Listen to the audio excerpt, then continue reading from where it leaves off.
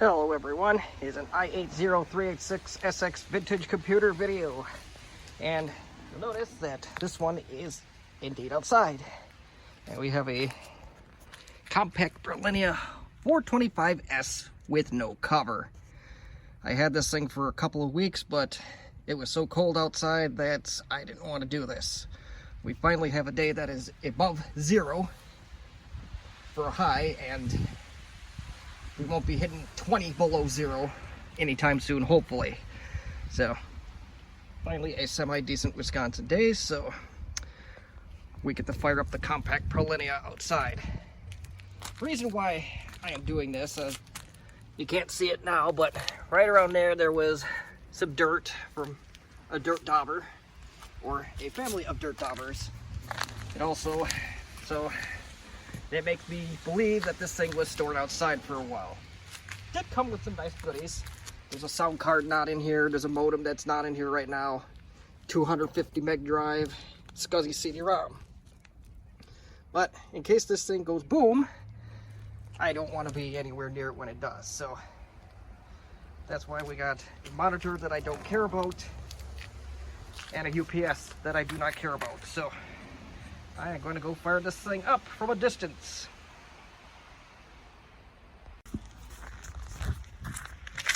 Do have power on the LCD.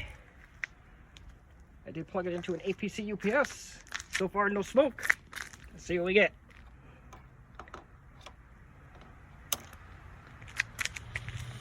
We have lights. Will it post?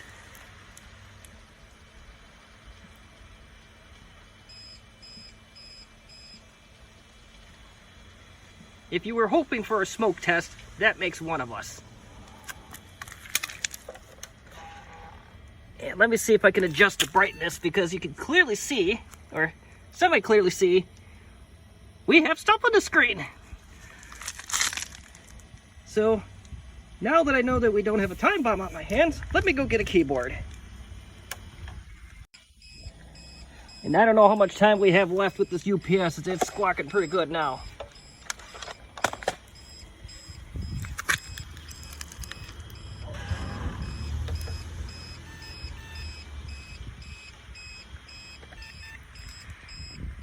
Okay, it's like the Compaq LTE Light BIOS. It is February 16th and the keyboard does work. This did have one of those red Varta time bombs in it that blew up all over the place, so I'm happy that that didn't affect that. Close enough. Yep. Enabled. It found a hard drive.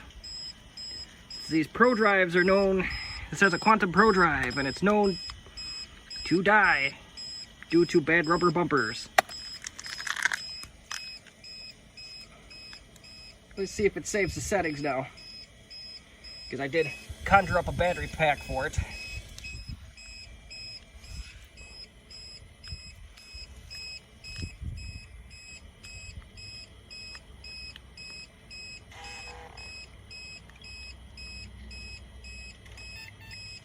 Do apologize for the UPS noise.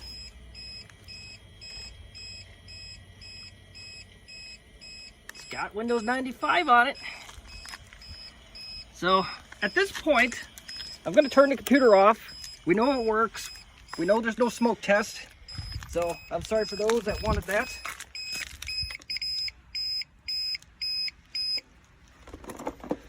So yeah, no smoke test. We got a good bargain. And once we get everything in place, once I get everything back together, magic video editing, I'll put the modem in, I'll put the sound card in, and then we can really dig into what we all got here. All right, we are back indoors in room temperature environments on utility power. So hopefully no more beeping. But here is the Prolinea 425S. Here is the sound card that came with this machine. I don't know if this was a Compaq OEM option or it came on later on in this computer's life, but not important. The modem went somewhere. Oh, here's a modem. This little guy, an 8-bit ISA. I don't know if Rockwell, I never heard of that company. It might just be a chipset. So this is original to the computer with that Compaq sticker on it. So now that we do know that this computer does power up without smoking, at least in the short term, I'm going to put those other 2 cards back in. And everything is an absolute squeeze in this machine, so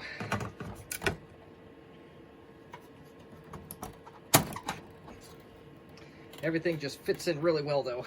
That's one thing I could say. So I think it goes in like that. Now I'm going to do this part off of the camera because it is really giving me a hard time. So great. So we can put that back in.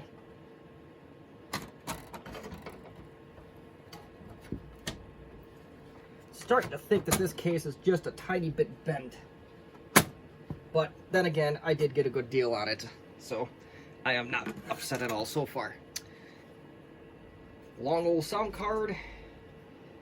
It says something about a Spectrum, so I don't think it's a Creative. Never heard of this card before, but if it produces sound, I'm happy.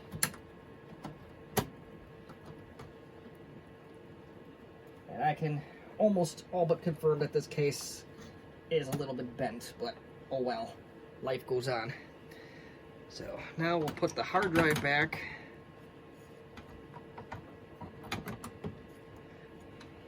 And less than cooperative in the world. There are 2 feet right here that got to slide in. Once you get those 2 in,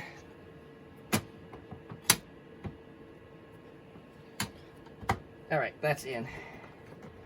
Very tight squeeze. And this, I believe,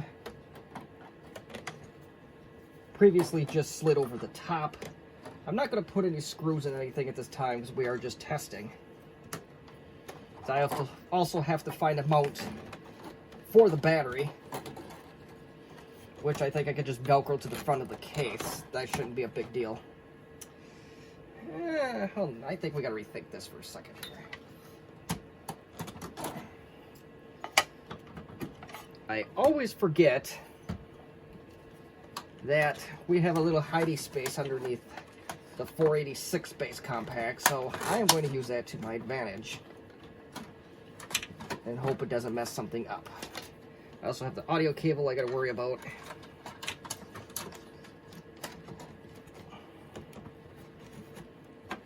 And talk about a tight squeeze in this case. But it is, at the same time, these are the small form factors. These are one of the few at the time that weren't an absolute train wreck in my opinion. But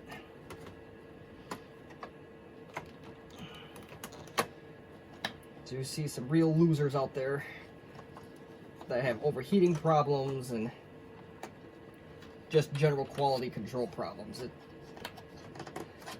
Dark times for that world. But HP and Compaq, for the most part, did it right. So, all right. This one might be too short, but I think we can afford to have a little bitty cable dangling over the top. At least that's what I'm going to hope for.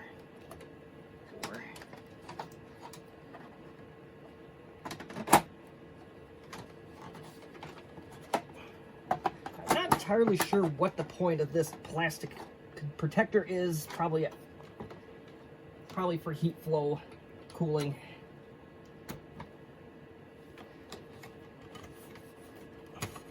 Very tight squeeze, but we are now in. I could have easily done that off camera, but I wanted to go over parts one by one.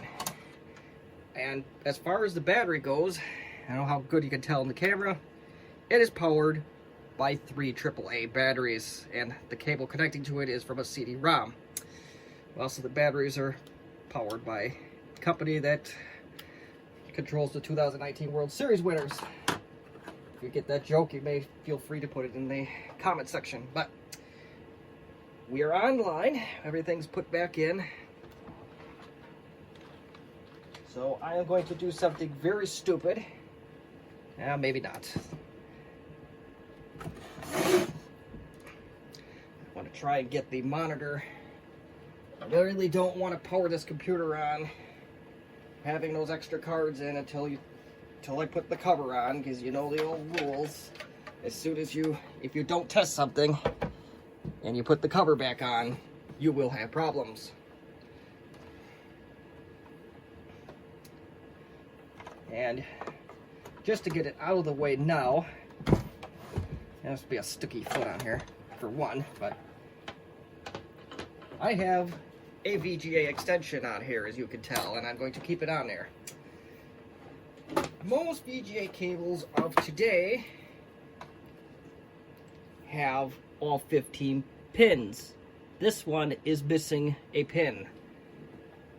The early Compaqs are also missing that pin out for that missing pin.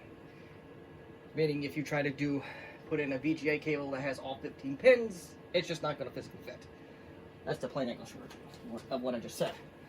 So we will make sure the power is off to the computer. I will find my old Dell keyboard. It's one of those, if it was cooked by the system, I don't care.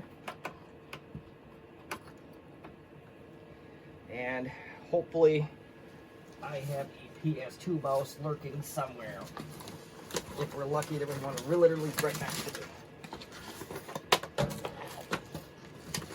If I'm lucky, I won't knock stuff all over the place, but unfortunately the mouse that is within reaching distance is a USB.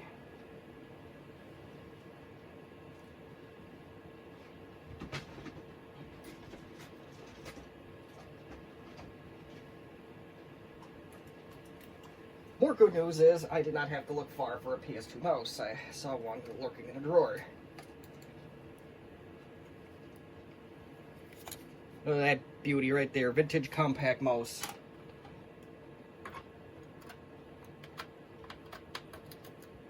I bought some laser PS2 mice for another video.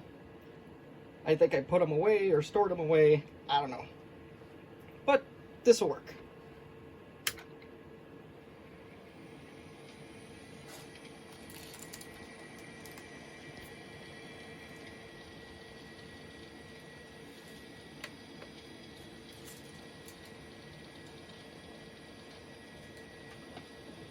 Small problem. Very easy to solve one. Plug in your monitor color.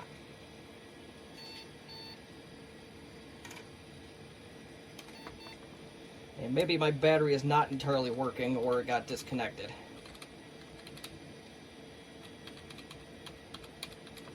Yes.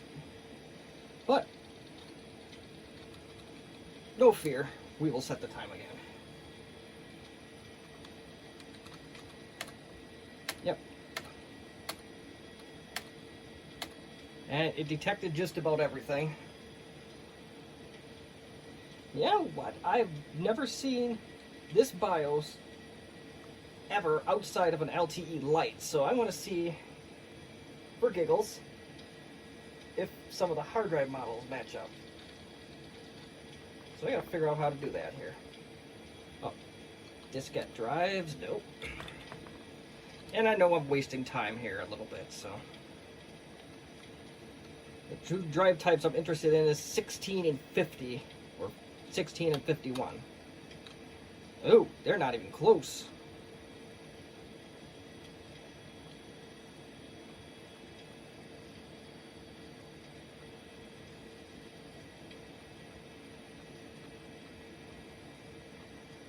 Oh, 50 is exactly the same.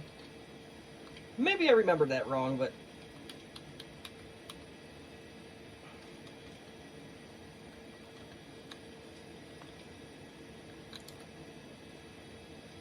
and it's a little bit more that you can do with this BIOS than what you would see on the LTE Lite counterparts, but we're not talking about LTE Lites in this video, so I am going to go ahead and save these changes.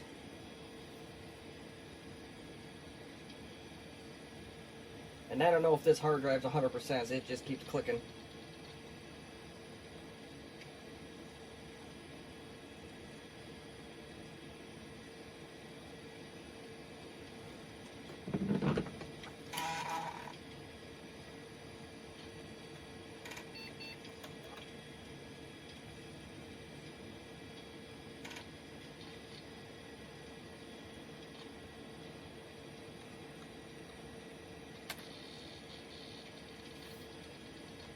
Well, that's going to kind of end this video. We are missing files all over the place. But then again, if you can hear this hard drive, it doesn't sound particularly healthy. But maybe this Windows install is severely injured to the point where it just doesn't work anymore.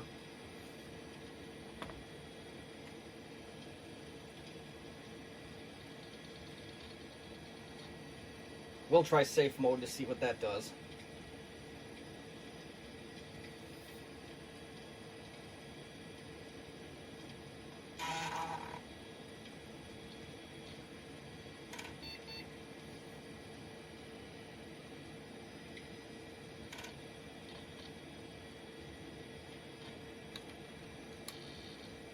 Yeah, this thing won't even go into safe mode. So I think this Windows install and or this hard drive is just simply too far gone. So with the magic of video editing, I'm going to put in another hard drive. And this is, I don't know if you want to call it the interesting part, because we had similar computers to this, like this one, when I went to high school. And I got a couple of those computers. Almost all the computers themselves are gone, but I saved a hard drive or two. So if I didn't do anything with that particular hard drive, we should have a Compaq Prolinea 46 based hard drive ready to go for this thing. So, magic of video editing, let's see what we can dig up. Okay, I was able to conjure up the two hard drives. Well, let me retract myself here. I have two hard drives, not one. This one I don't think came out of a 46 Compaq, but it did come out of a Compaq and would probably work. This guy absolutely came out of a Prolinea 433S that came from that writing lab that I used a lot in high school. Don't worry, I obtained all these legally through the means of the rummage sale or permission from school boards. And you will definitely not see any information from that school. So I do respect the privacy of companies, nonprofits, or pretty much anything that is not mine. So let's put this Pro drive to rest. If I can find the right bit. And if you're new to this channel, you will, and the more you watch my videos, the more you realize things are unscripted. And this video is largely no exception.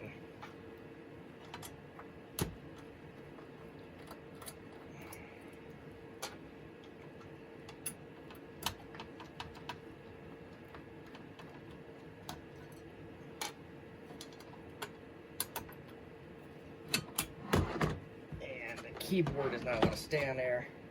Let's hold it up there like that. Holy Moses, this does not want to come out easy. I realize I am off camera at this point. I am putting in the new drive. There is the old one going under the monitor. Here is the new one going into this bracket. And I know for sure that the ski gate that I'm putting in here now has spent next to no time outside or in any adverse weather in its many, many years of service. Maybe a month out of 25 years. It may have spent time in a warehouse, but that'd be about it. The computer lasted a long time until the power supply died, and then I decided to clean house. Kinda wish I kept that computer, but oh well, life goes on.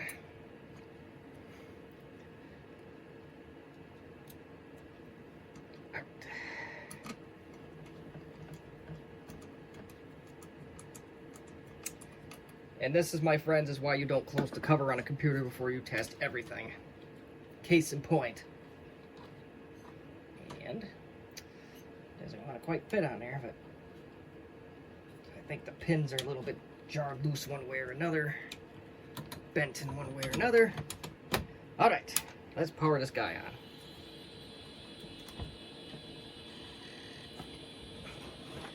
And I think I got a melting rubber foot on here is what I'm starting to wonder.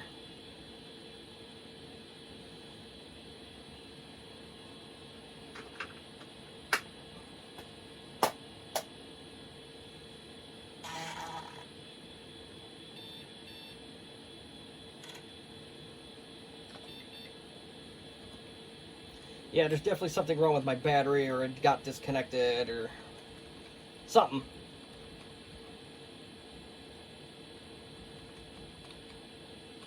I'm not going to worry about that in this video.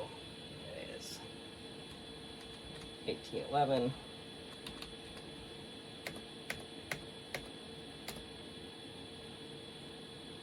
And this does detect properly, and it actually does detect a Type 65.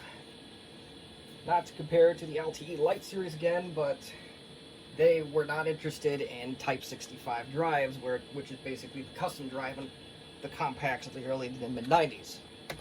Alright, so let's save changes and let's see if there's anything on this drive.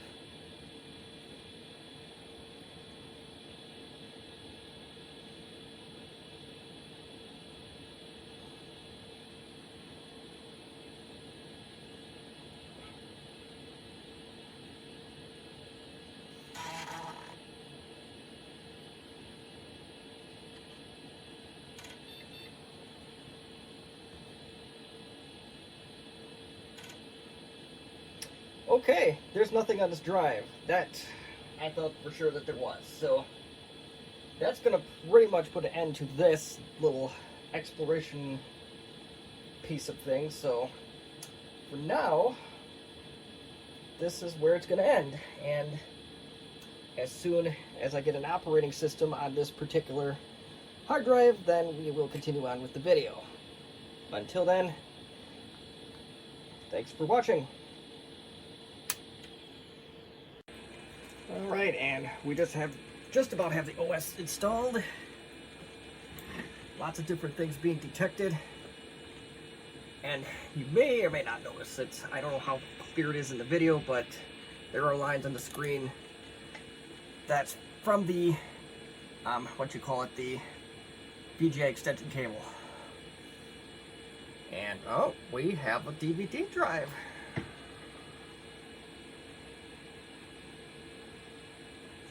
Which does not eject.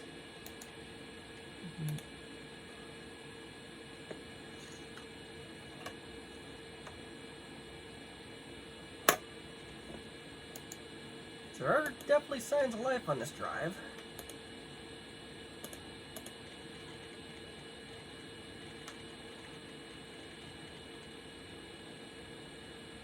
Let's see why I don't have a sound card.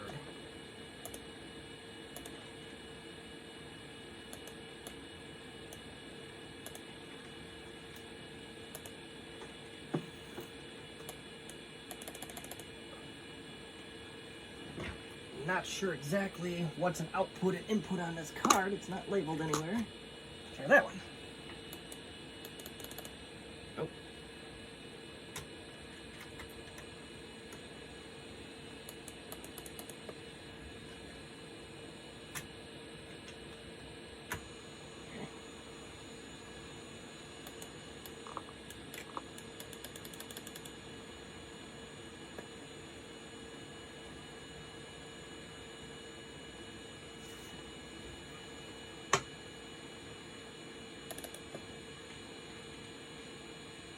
Yeah, you know what? Let's install some sounds on this thing.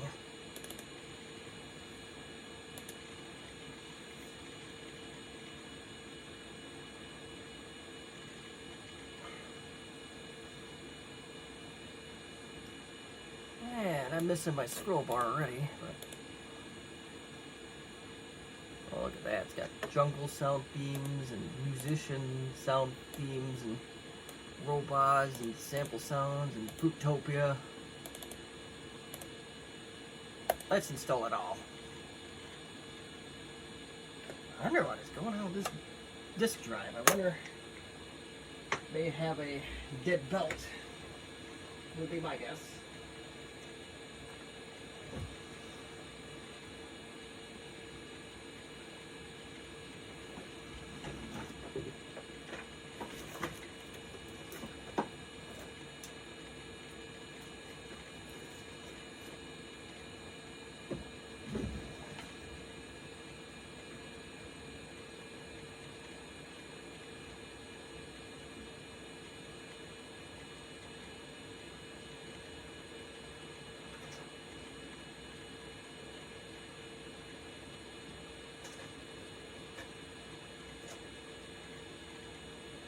Alright, so I installed that okay.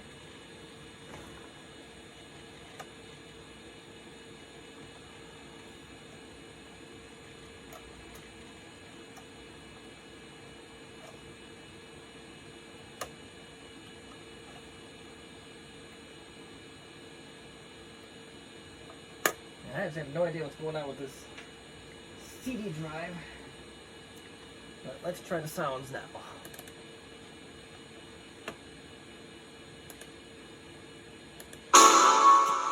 Well, we found the sound. Sound's working.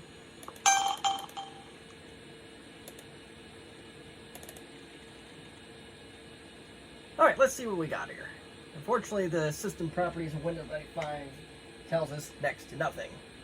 But we have it says it has a 486, although the computer itself does have a Pentium or overdrive chip, so I'm not sure if that's still considered 486 or if that's Pentium. At this point, I'm going to take this off the tripod. And as you can tell, barely, it has a Pentium overdrive, 50 megahertz.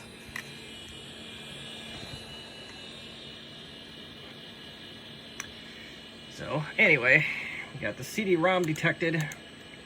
Unfortunately, it doesn't do anything. The diskette drive does work. Comes with a Singlabs ET4000 on board. Great DOS video card. Nothing special so far. Unknown monitor, mouse. Now, one thing it did not detect, unless this COM4 would possibly be it, is the modem.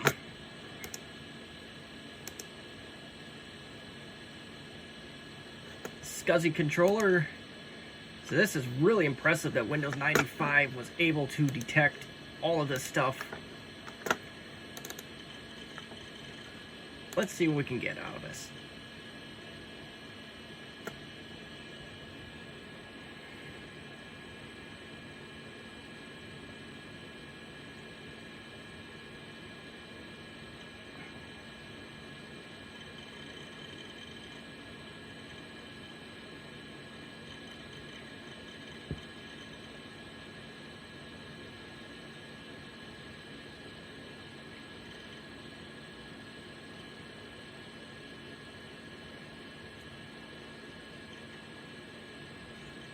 Okay, COM2. So we do have a modem, although Windows didn't detect it, but we call that plug and play, or plug and pray rather, for a reason.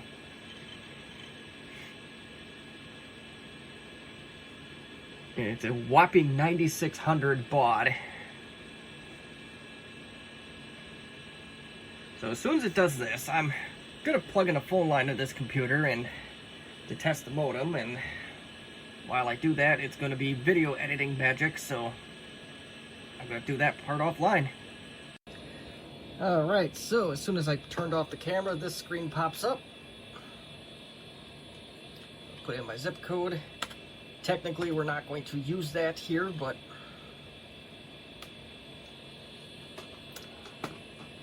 it does require you to put that in, so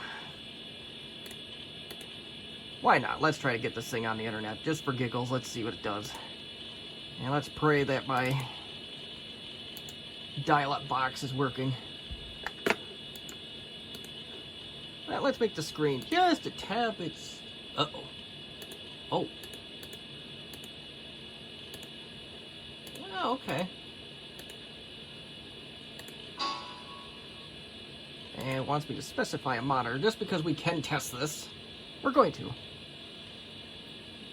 And this is a lap... We'll call it a plug-and-play monitor. It's good enough for this purpose. Probably gotta restart. Yep. Oh well. But you can hear the sound is working great.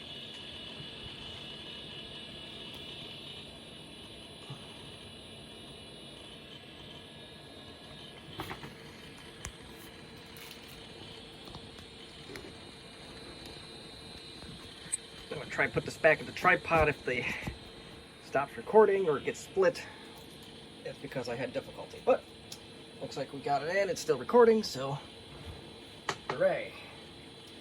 But while I was off camera, I found a place to put in a paper clip or a long, thin thing to put out the drive, and it wanted nothing to do with it. So,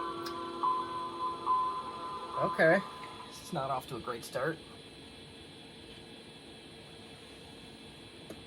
Let's see if we can at least do 256.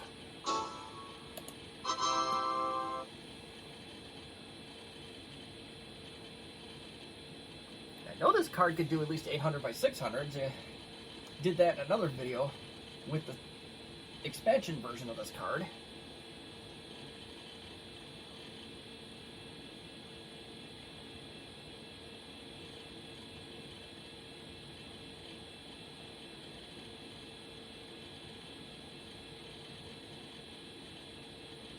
Okay, that's better. And it looks like there's an auto adjust in play. Good enough for me.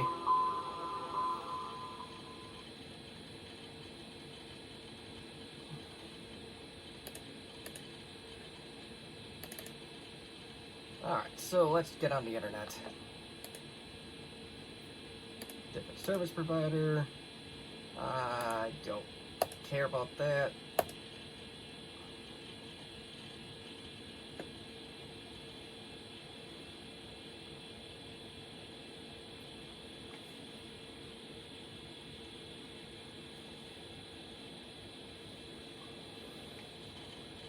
.486 based equipment, you spend more time searching for stuff than you do actually installing it.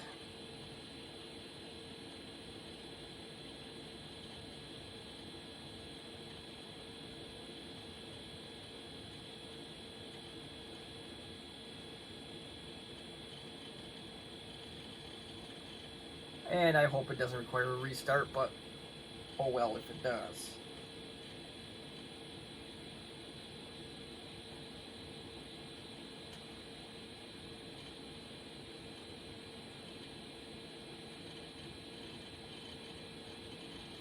Now it's got to install more crap.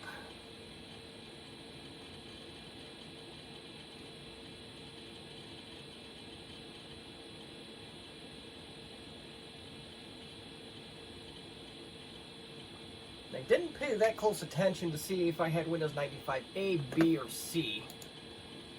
I guess we can find that out real quick here. It looks like 95A. That's all good either way. I know they ran Windows 95B without a problem, so that's what the old writing lab had. They didn't have overdrive chips.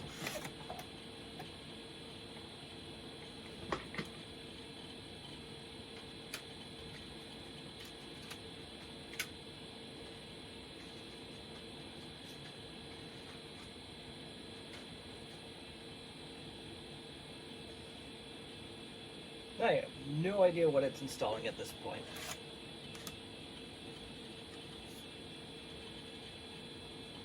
And I have a bad feeling that even before we could do this, I'm going to have to install TCP/IP, and I know that's going to require a restart.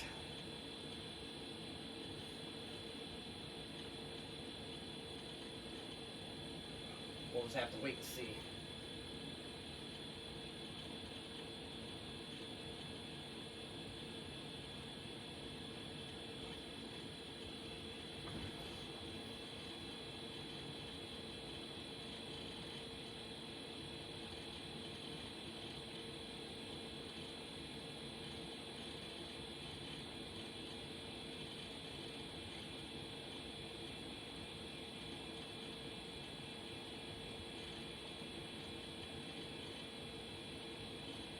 Yeah, fun times.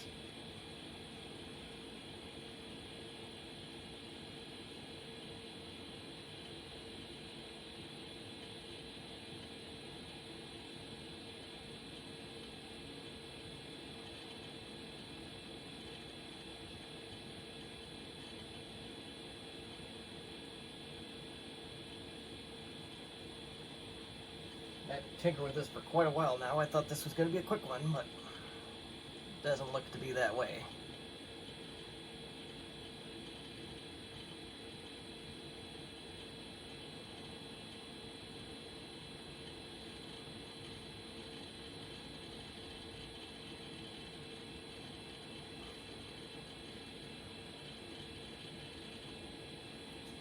And name of service provider.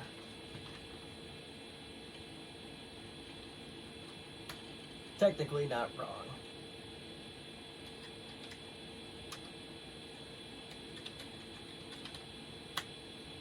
And if you want to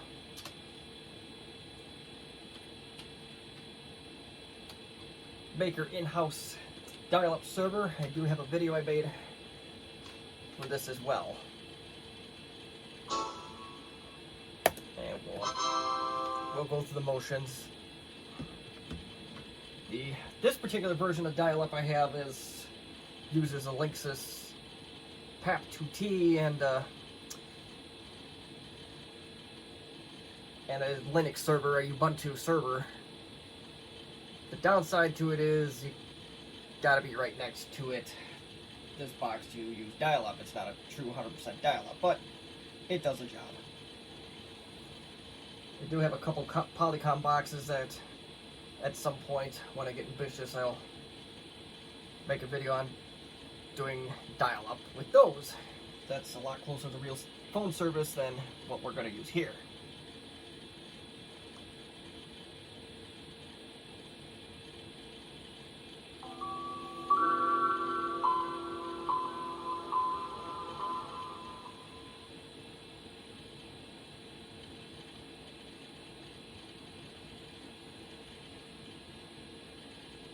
Alright, before we do anything else here, I should have checked this from the beginning.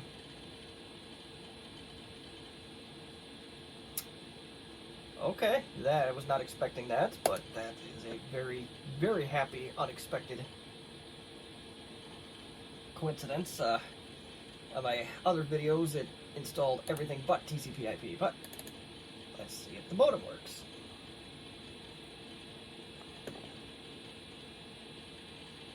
Oh God, i.e. 1 or 2.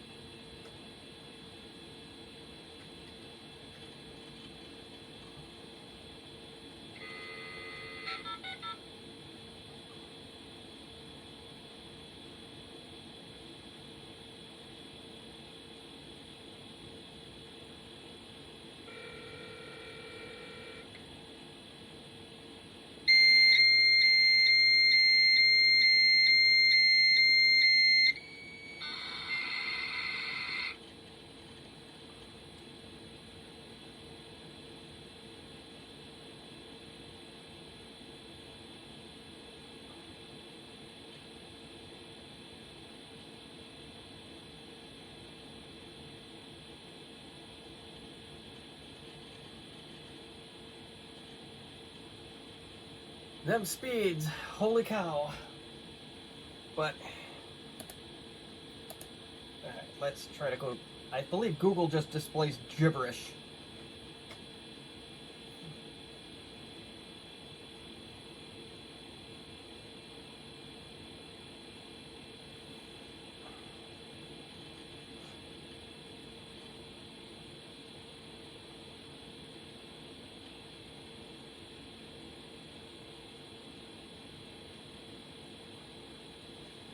I believe it said it was connected at 2400 kilobits. So this might take a really long time.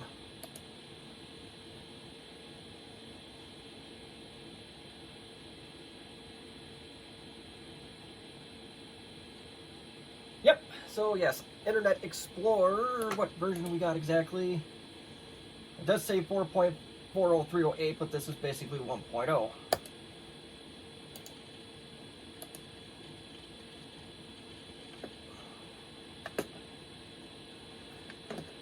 Yeah, this mouse is not working the best right now. I wonder if we can get this thing to connect. Okay, probably not. 2400 data, 9600 fax. I don't know if this is going to work, but we're going to give it a go.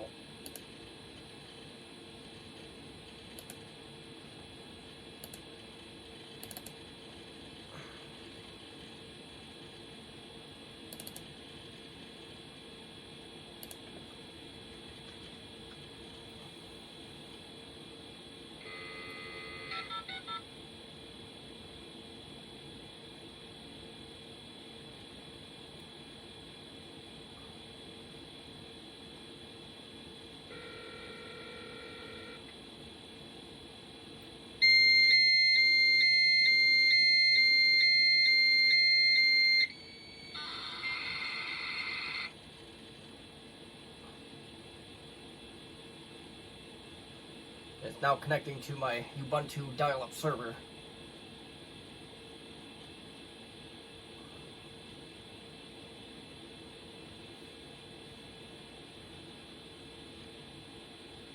Still connects at 2400. So, very limited modem, but it does work. But I have no plans to use the modem on this machine, so I could easily slide in a NIC card, which, oddly enough, I have one from that came with a Compaq Prolinea 433S from the same writing lab.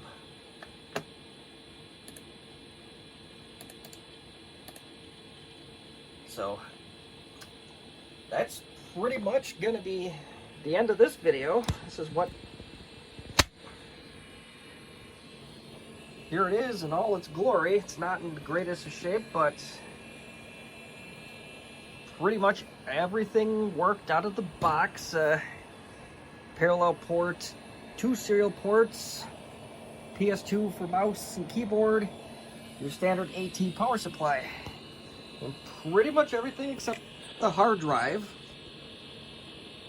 and the CD-ROM worked on this machine. You can tell it just blinks busy. Yeah, now you can probably see it.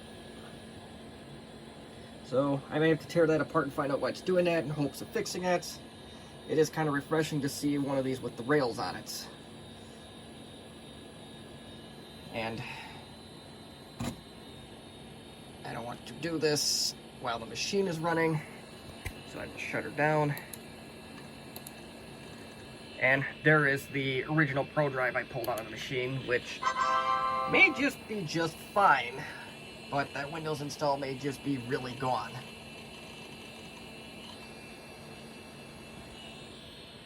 And a very generic, you may turn off your computer. And you can sort of tell there are 2 memory modules in there, 4 megs a piece, I believe. Or they're 2 megs a piece, of one of the 2. I don't know if this has onboard RAM on it or not, but so that's pretty much going to be it. So questions, comments, constructive criticism, put it in the comments section. Thank you for watching my unboxing, so to speak, and install of this Prolinea 425S. And if you're looking to have an actual explosion or smoke test, I am sorry that this failed. For me, I'm glad that this computer is working. So, thank you again for watching.